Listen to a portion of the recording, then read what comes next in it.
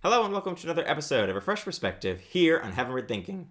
Today, we're continuing on in Luke chapter 6, verses 43 through 45. No good tree bears bad fruit, nor does a bad tree bear good fruit. Each tree is recognized by its own fruit. People do not pick figs from thorn bushes or grapes from briars. A good man brings good things out of the good stored up in his heart, and an evil man brings evil things out of the evil stored up in his heart. For the mouth speaks what the heart is full of.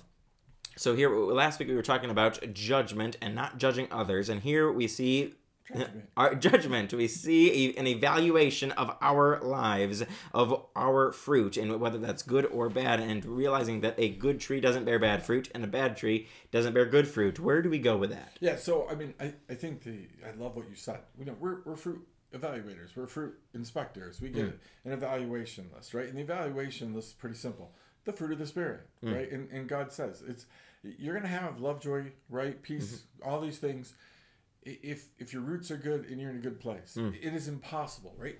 It is okay for somebody, it is possible for somebody to do something good here and there, especially around Christmas season and all that kind of stuff.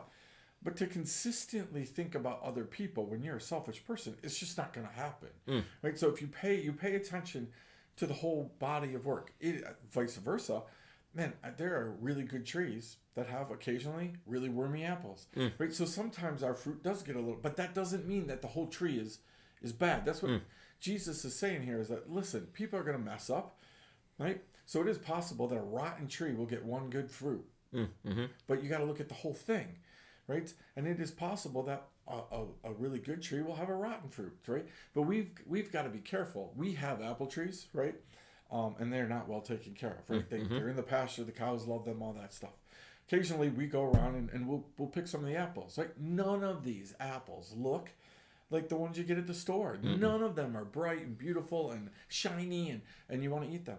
But some of them are absolutely delicious, right? Like they're still good. So we also have to be careful. Just because something doesn't look as shiny and great as other doesn't mean it's not a good tree, right? Again, God knows all the things. We don't.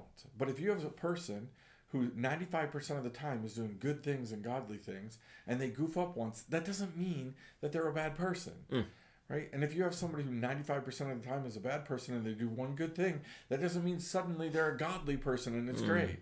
It just means that sometimes there's a good apple in the bad, and sometimes there's a bad apple in the good. Absolutely.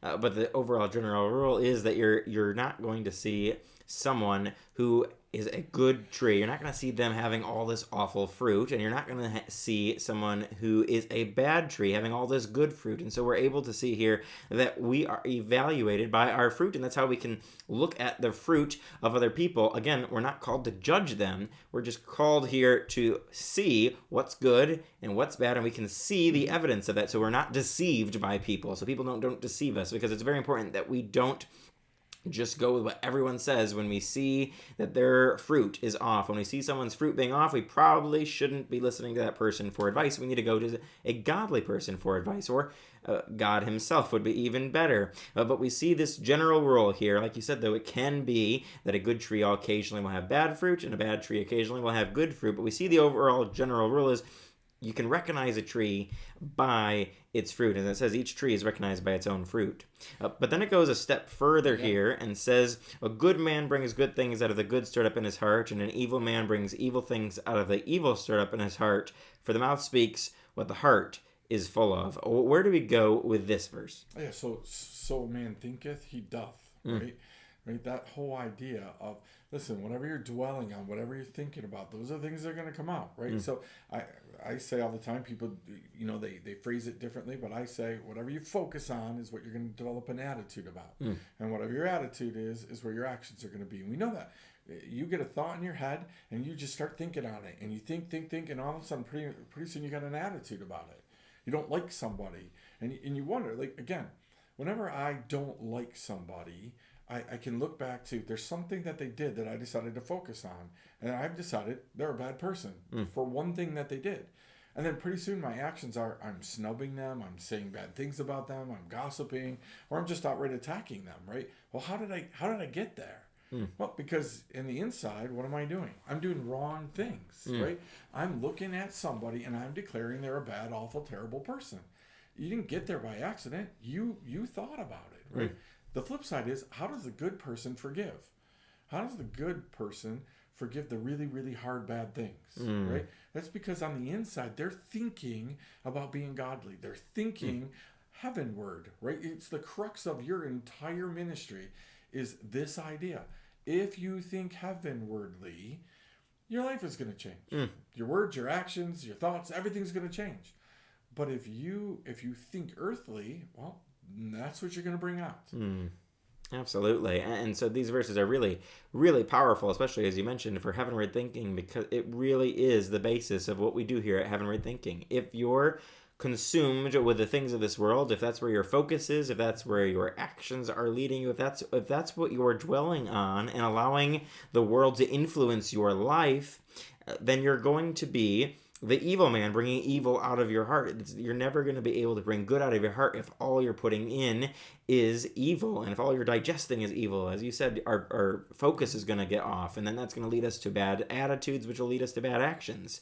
But if we're digesting and ingesting good Christian principles and the godly heavenward things, then we're going to be able to then bring that out, and out of that overflow of our heart, there good things are going to be coming out instead of bad things. So it's extremely important for us to be developing heavenward thinking, because that heavenward thinking, the heavenward focus, is what's going to lead us to heavenward actions, and that's going to lead us to the heavenward fruit.